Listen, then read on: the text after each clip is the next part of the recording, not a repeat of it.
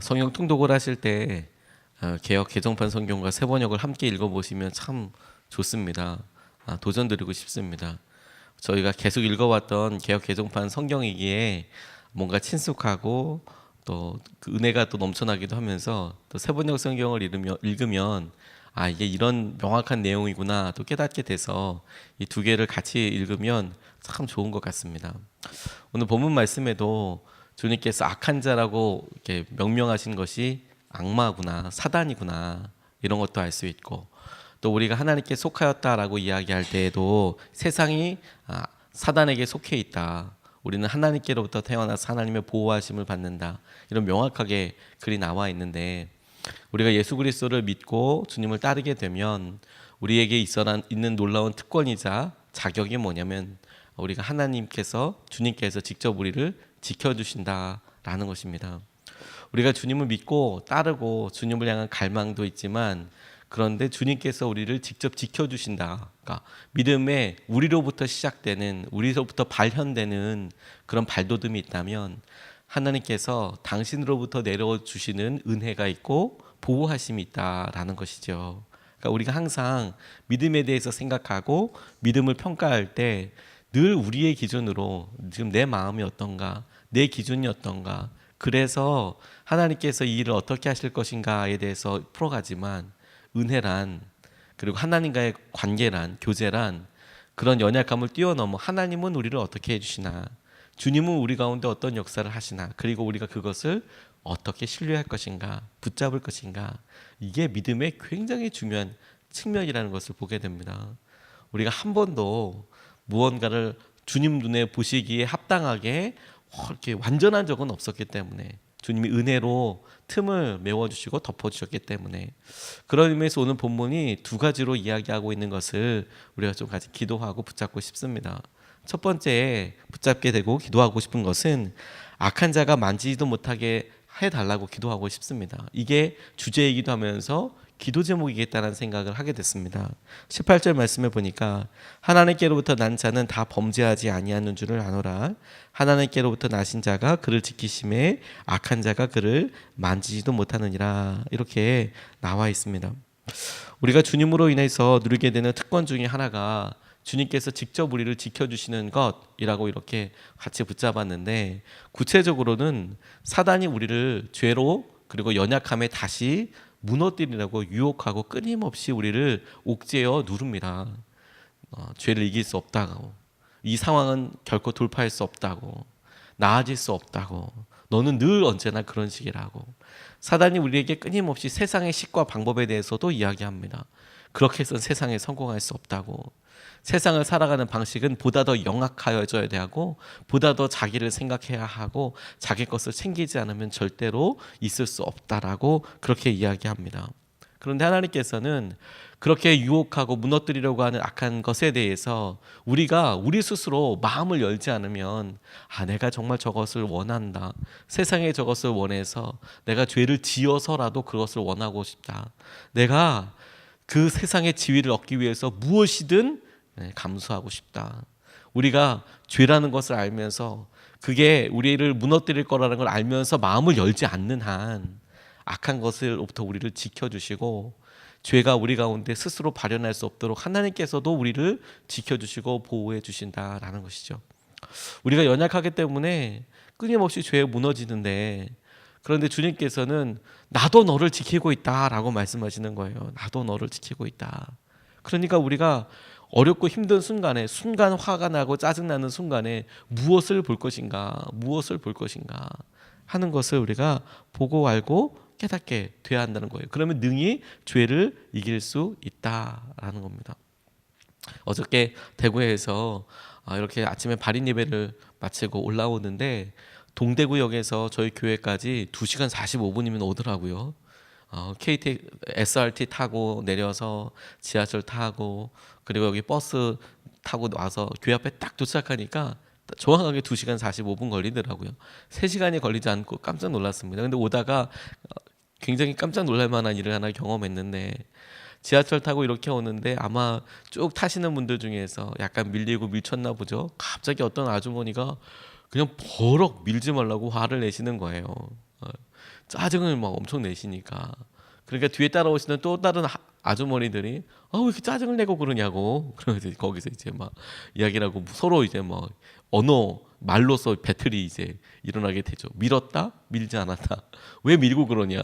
그 짜증을 막 내는데 너무 상황이 전후 맥락이 없이 갑자기 그렇게 서로 사람이 또 많은 것도 아니었고 전체 분위기는 짜증낸 아주머니가 왜 짜증을 내고 그러냐 이런 분위기로 일단락이 되더라고요. 그리고도 그 아주머니는 그 칸에 계속 앉아 계셨거든요. 다른 분들은 다 다른 칸으로 가시고. 근데 이렇게 그분 일부러 본 건 아니지만 저분 마음이 어떨까? 순간 저렇게 확 짜증을 내고 나서 다른 사람들에 의해서 내가 좀 짜증 냈구나 이런 것들이 드러나고.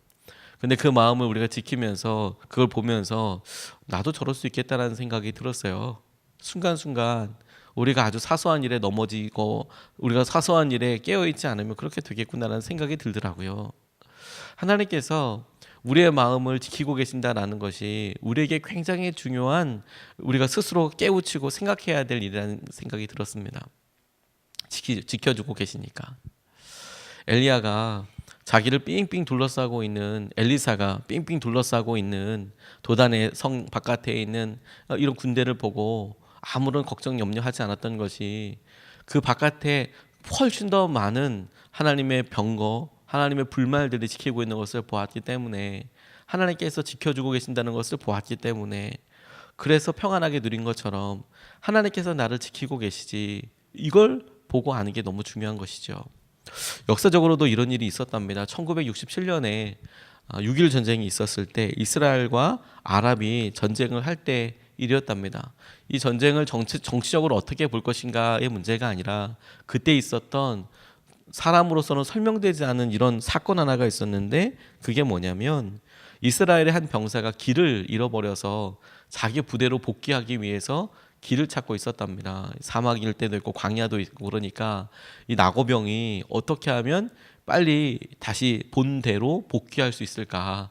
혼자 떨어져 있으면 이 광야나 사막에서 위험할 수도 있을 뿐만 아니라 전쟁 중이었기 때문에 정말 딱 죽는 거죠. 딱 잡혀가거나.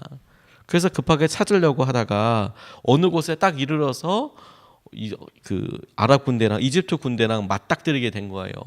그것도 수천 명이랑 기록에 의하면 너무 놀라서 이건 뭐 게임이 되지 않는 거죠.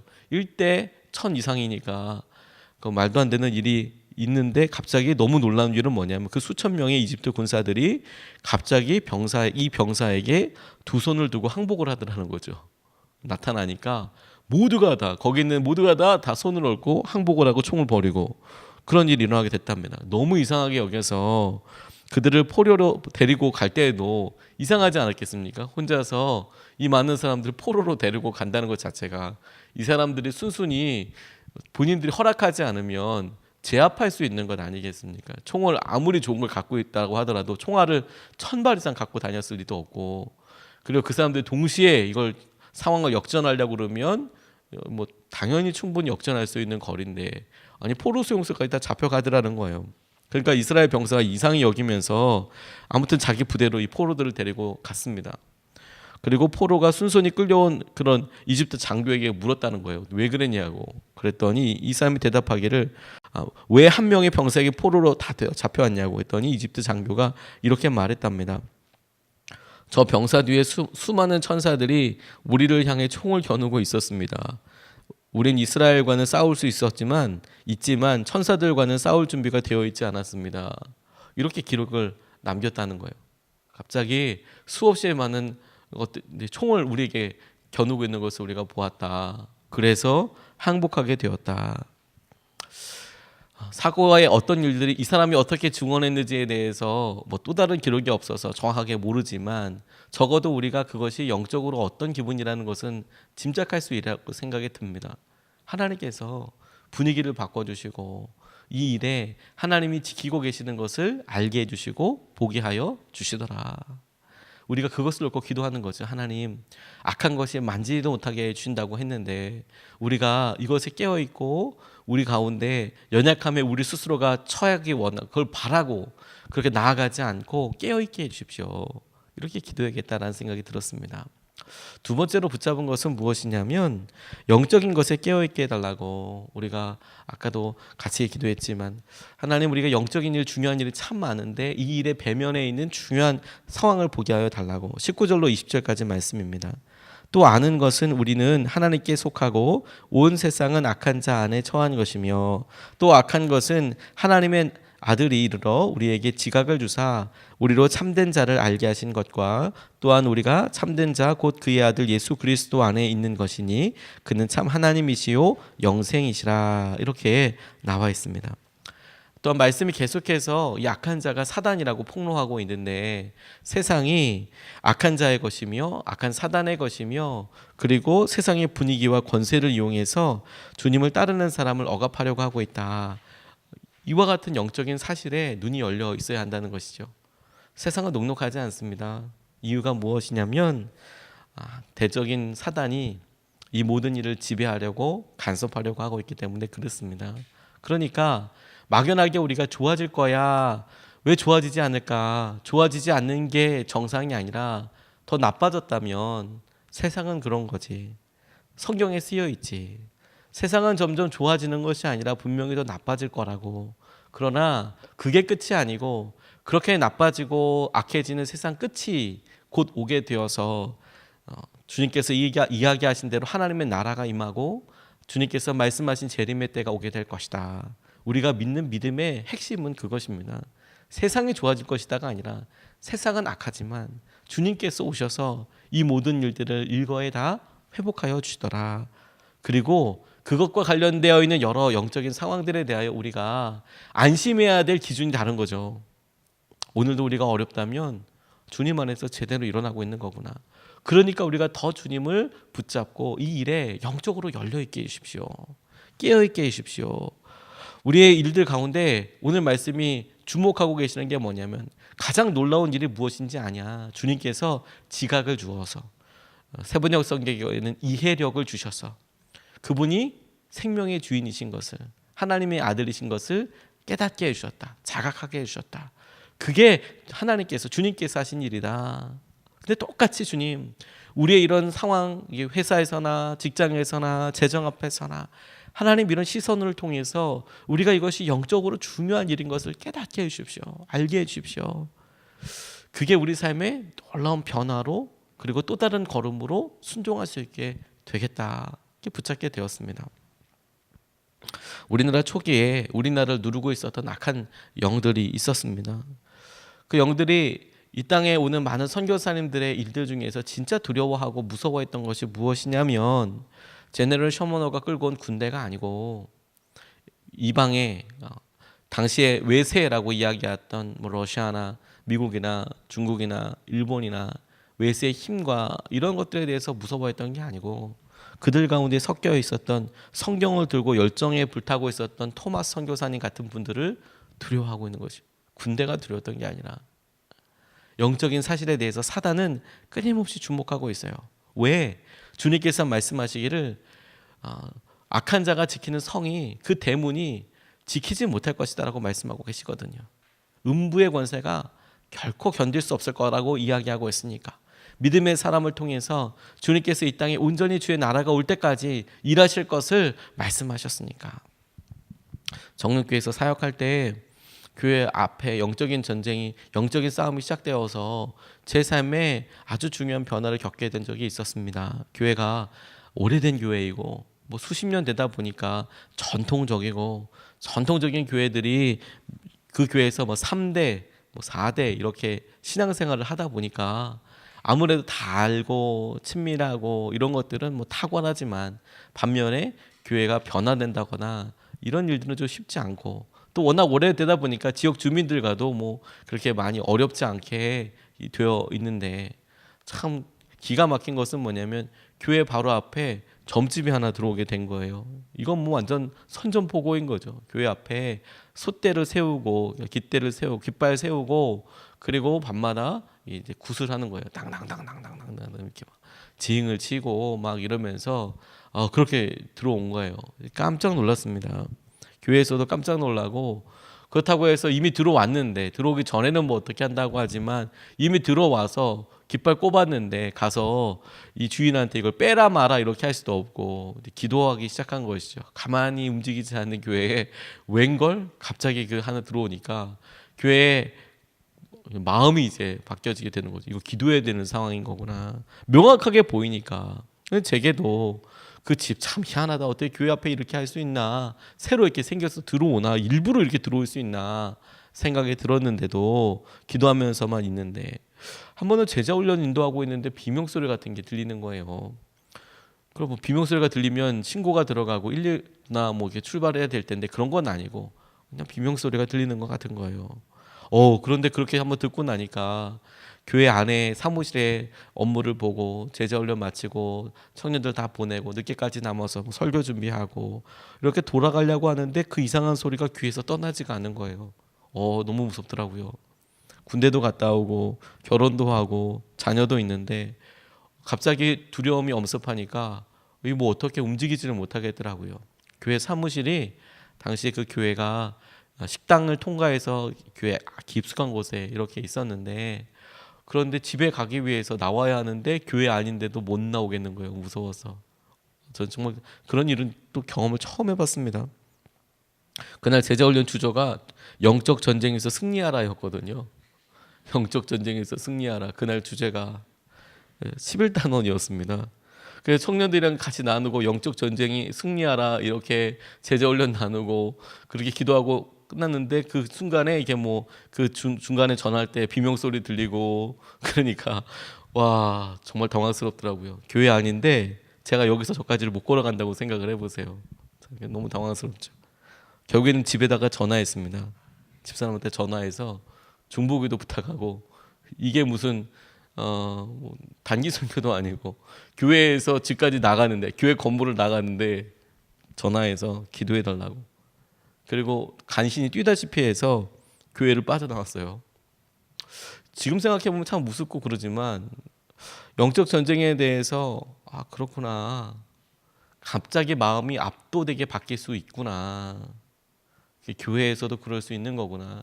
교회 안에 귀신이 있다는 얘기가 아니라 사단이 그렇게 순간적으로 틈타서 우리가 원치 않는 분위기와 원치 않는 감정과 두려움과 염려와 근심 걱정으로 우리를 확 사로잡아 버리는구나.